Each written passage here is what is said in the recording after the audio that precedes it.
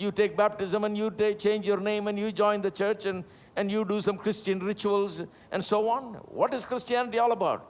Christianity is about getting back to the God of love and becoming the creatures of love that God always intended us to be.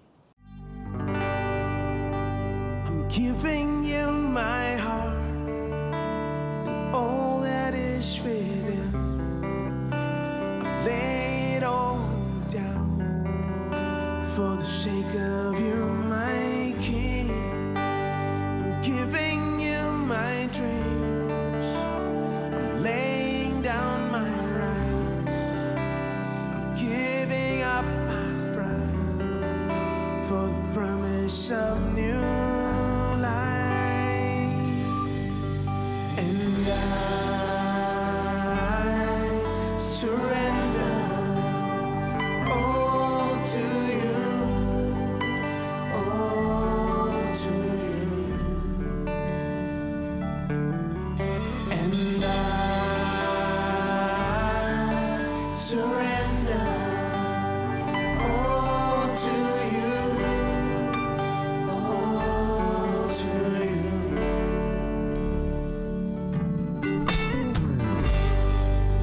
I'm singing you this song. I'm waiting at the cross, and all the world owes me. I count it all as lost for the sake of knowing you, the glory of your name, to know the lasting joy in sharing in your name. And I surrender all to you, all to you.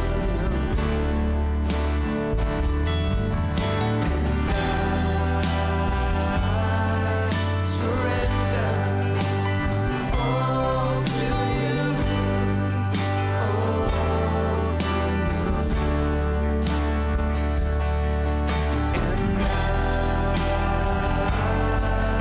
surrender all to you, all to you.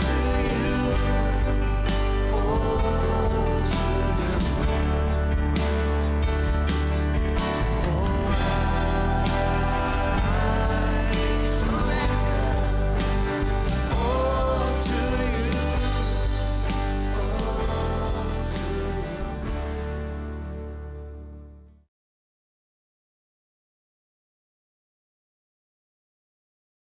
Romans chapter 13, verse 8 to 10.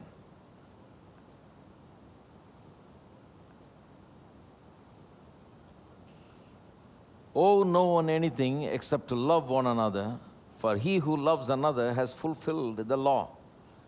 For the commandments, you shall not commit adultery, you shall not murder, you shall not steal, you shall not bear false witness, you shall not covet, and if there is any other commandment, are all summed up in this saying, namely, you shall love your neighbor as yourself. Love does no harm to a neighbor. Therefore, love is the fulfillment of the law. Love is a great theme of the Bible, in the sense that God is love, and this God who is love created everything, and created us in His image and likeness to be like Him, to be creatures of love, to live by love, to walk in love.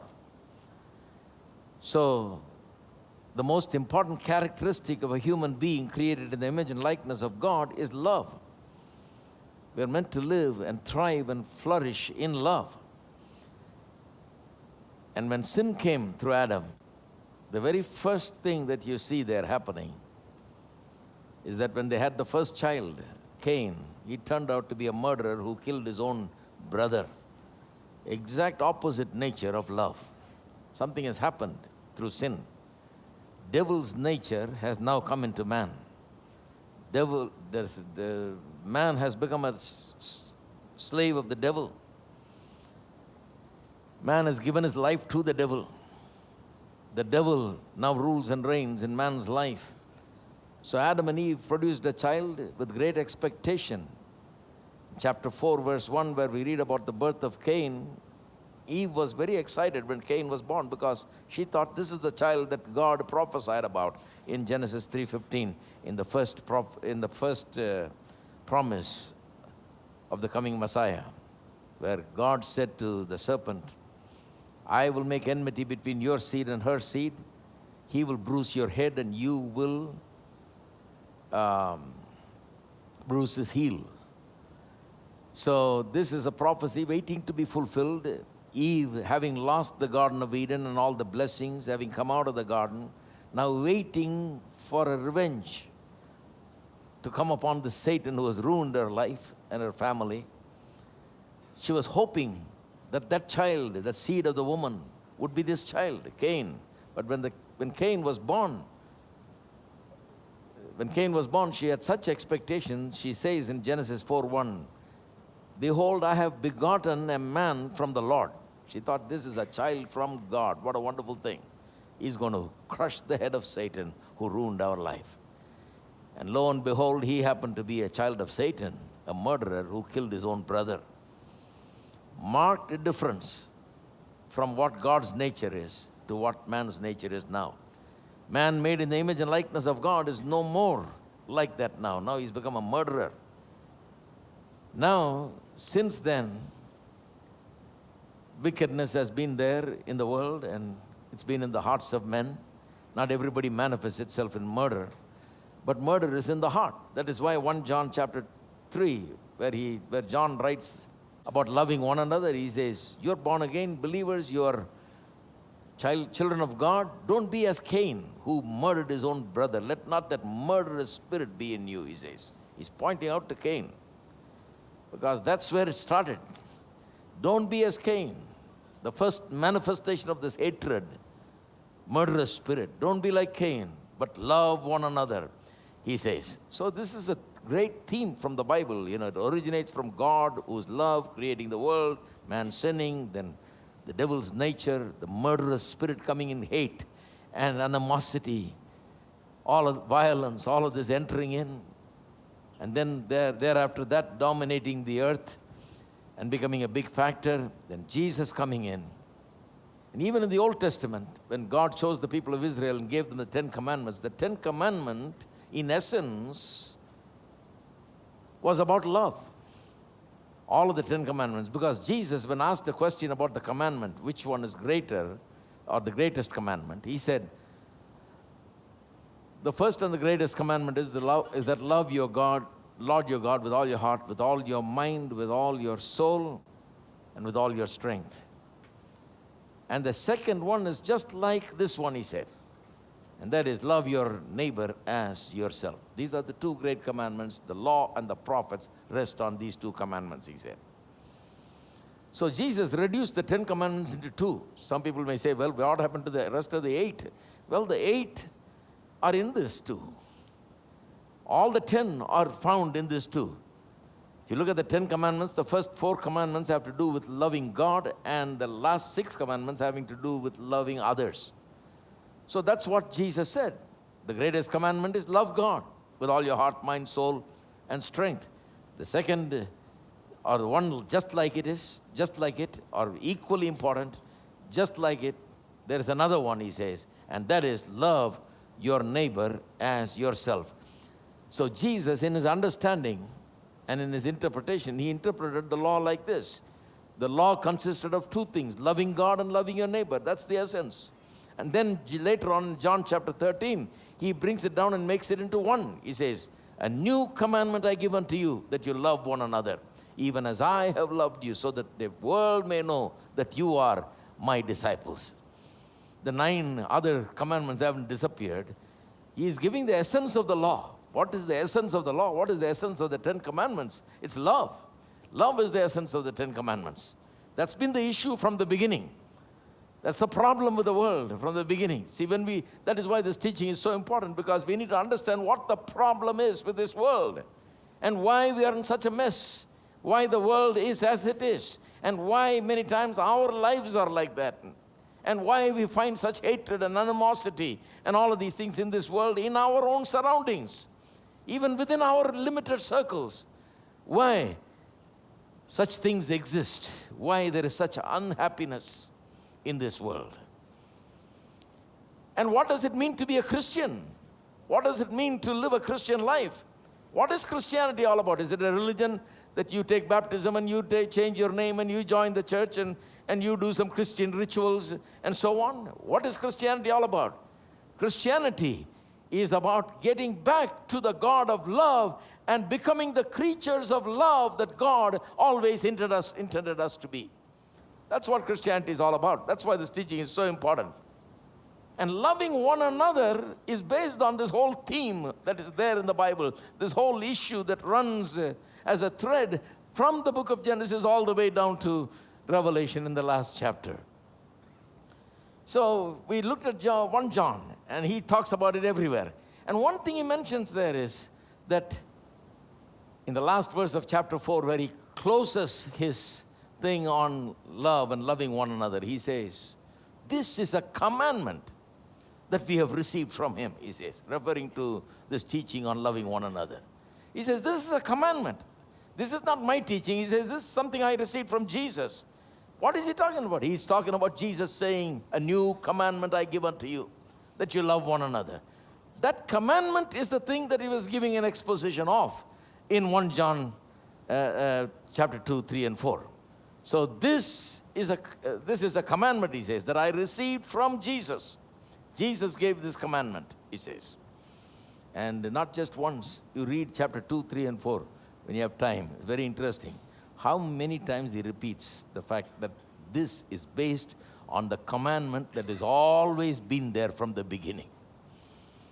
Always been there from the beginning. That means it's been in the Old Testament in the form of 10 commandments. It's been there with Jesus' teaching. And now he is teaching it, and now Paul is teaching it. Now today we're going to look at Paul. How does he teach love? How does he teach loving one another? What is his understanding? One of the values of what we're doing right now is this teaching that we're going to do today, and probably 1 or 2 weeks more on this passage, is going to bring great understanding on the nature of the law. There's a lot of misunderstanding going on today in this world about the nature of the law. Is the law necessary? Is the law good? Is the law relevant for today? What about the law today? Do we need it? Don't need it? There are some issues going on in the world today everywhere. So I think all of that will be cleared in our mind, and it will all relate to the fact of how we should love one another and how that should be our life. Very interesting. He says, owe no man anything except to love one another.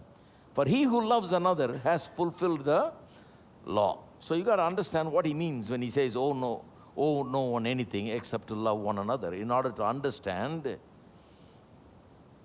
this whole thing about loving one another. Why does he put it this way? Owe no man anything except to love one another. For he who loves another fulfilled the law. And the rest of it is the expansion of this statement that he has made. Now, Paul, as you know, in the book of Romans, teaches the basic doctrines first.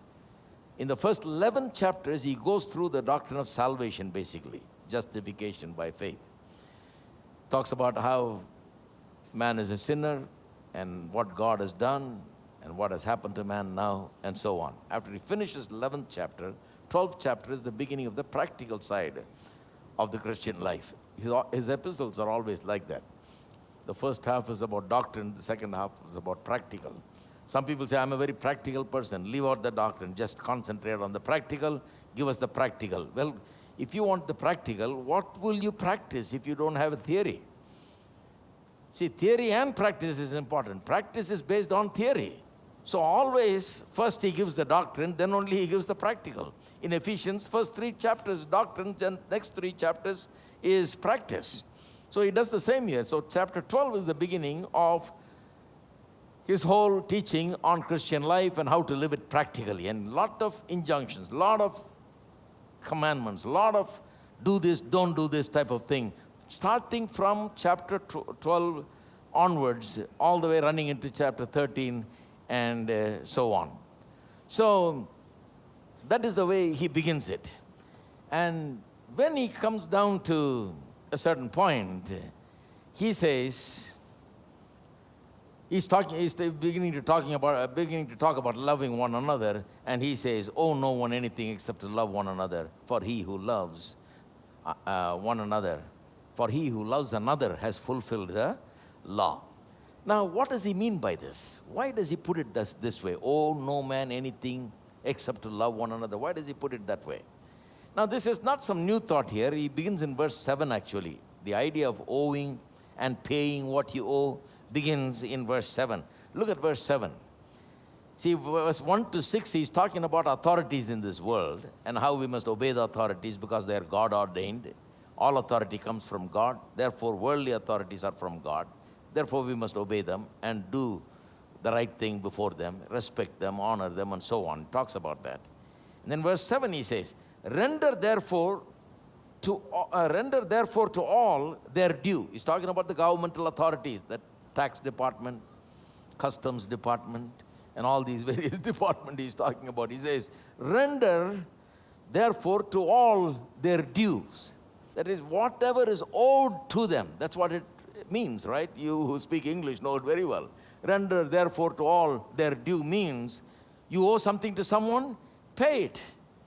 Pay the dues, he says. So there it starts, the owing and paying back. Owing and responsibly making the payments is starting there.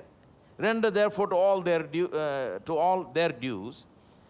Taxes to whom taxes are due, customs to whom customs, fear to whom fear, honor to whom honor. Just pay it, he says. This is due. You owe this. You owe honor to the authorities in this world. You owe taxes, so you pay it. You owe customs, so you pay it. You owe these things. Pay these things. Pay whatever is due, he says. And then he says in verse 8, owe no man anything except to love one another. So this verse 8, where he says, owe no man anything except to love, is a follow-on of verse 7, really. What he means is, discharge your obligations toward all men and never be behind in that respect. Never be behind in discharging your obligations before everyone. Now, what does this mean? Owe no man anything. Now, some people have taken this and have taught that it's wrong to borrow at all. So they've taught a whole doctrine of why you should not borrow. But personally, I like the idea of not borrowing. I wish that we could all just not borrow at all. I would prefer that very much for myself as well as for everyone. This borrowing really, doesn't sit well with me. But the borrowing is happening in this world today. Certainly the Apostle Paul is not teaching against borrowing here, because there are other Bible verses that teach about borrowing. The Bible says, if your brother is in need, don't be tight-fisted. Open your hands to him. Give to him when he is in need. When he wants to borrow from you, give it to him, he says. So you can give, it seems. You can lend. If you can lend, then someone can borrow. Then only you can lend. How can you make it illegal to borrow and make it legal to lend? It's not possible. So Bible talks about lending, therefore borrowing must be all right. Bible also talks about usury and interest. In the New Testament, Jesus told a story about the talents, One was given 5 talents, another 2 talents, another was given 1 talent. The guy who had the 1 talent wrapped it up in a piece of cloth because he thought this is a difficult master. He likes to reap where he has not sown, Like some men, hard people, very tough businessman, So he wrapped it up and kept it until he came back, and while the one who received the 5 talents made it into 10, the other who received 2 made it into 4, multiplied it, increased it. This man had not increased it, he had wrapped it up and kept it and returned it to Jesus safe, thinking that he'll be appreciated for that. And Jesus called him you wicked fellow, he said. Why? He said, you kept the thing and never worked on it and never increased it. He said, you should have at least turned it into the bank. I would have taken it back with interest. So it's all right to put the money in the bank, get interest, and so on. So Bible is not teaching about that. And we also realize, suppose you want to buy a house, you also realize, when are you going to save enough money to buy, if you want to save, nowadays even to buy a flat, it costs nearly 1 crore rupees, You want to save 1 crore, you'll have to work all your lifetime sometimes, to just have that much money left. So if you're trying to save up to buy a house, it's very difficult to save up and buy. Meanwhile, you're paying rent. So the smartest thing to do is to, instead of pay the rent, buy a house and pay the monthly payment like rent, But except this time, your rent is not rent. It's all deposited in your account, If you found a house flat for 50 lakhs, you go on, for 10 years later, 20 years later, that thing will be, who knows how much, 10 crores it'll be, You will never be able to get it. But when it's 50 lakhs, you can probably apply a loan and get it and pay the rent, pay the dues on it. And therefore, I think it's not a bad thing to borrow. But if you are getting behind on your payments, then you're owing. If you're keeping up with your payments, then you don't owe any man anything, right? And I'm sure Paul is concerned kind of a little bit about these things also when he writes, because now they have become Christians. They were all sinners before. I'm sure that world at that time was no different from our world today. Today the banks, some of the people in the banks I've talked to, some people, they say some of them borrow money and disappear. That's their job, They borrow money by the crores and they disappear, never show up, and you cannot collect from them. Sinners do that, And Paul doesn't want saints to do that. Paul doesn't want saints to drag the Lord's name out there and dirty it all around the town, Paul wants Christian people to be people who pay their bills in time, their dues in time, and so on. I'm sure that he's got something of that in his mind. Don't be like the world. If the man who has lent you the money has to come and knock on your door and talk about you, there's a Christian staying here. Where is he gone? They say he's gone to the fasting meeting. But he's not paying the bill, He's not paying the due, but he's interested in fasting meeting. He's gone to the fasting and prayer, And so that guy comes and stands at your door, and there's a big cross on your door. He says, my God, how can I knock on the cross? So here is God's name dragged out. He says, and he finds a few Christians like that in town. Then he goes around talking, saying, all these Christians are like that. I have so many Christian customers. Half of them don't pay their bills. You have to knock on their door all the time. They're out there in somewhere fasting and praying. They've gone to all-night prayer, all-day prayer, and all this, but they're not paying the... See, the Lord's name is dragged out in the world and put to shame. I'm sure Paul has something like that in mind. But also, not only the Lord's name is ruined, our relationships are ruined. A lot of quarrels and a lot of misunderstandings, a lot of animosity between people is created because of this borrowing business, especially when someone borrows and does not pay back in time and pay back responsibly. Amen? I will give you all my worship. I will give you all my praise. You alone I long to worship. You alone are worthy of my praise.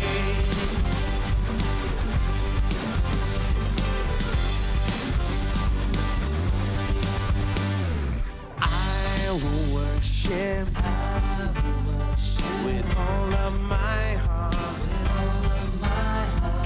I will praise you with all of my strength. I will seek you all of my days. I will follow. I will follow all your ways. I'll give you all my worship. I'll give you all my praise. You alone I long to worship. You alone are worthy of my. I will give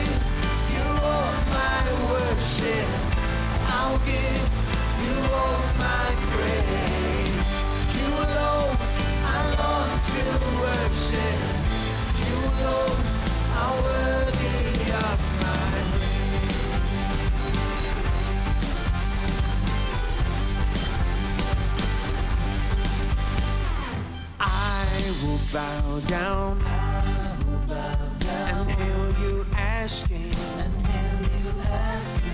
I will serve you. I'll give you everything. I will lift up my eyes to your throne.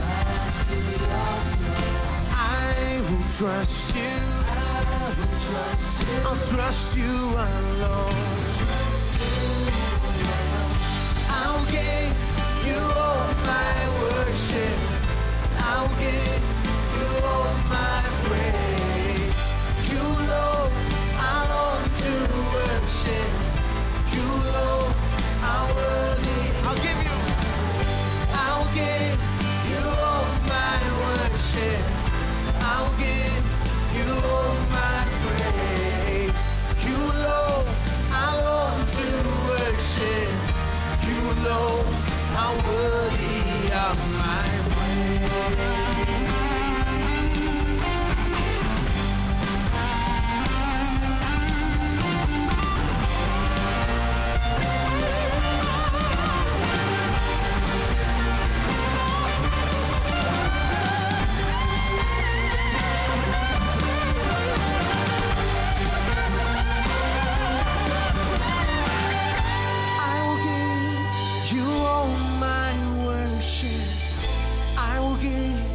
You all my praise. You, Lord, I long to worship. You, Lord.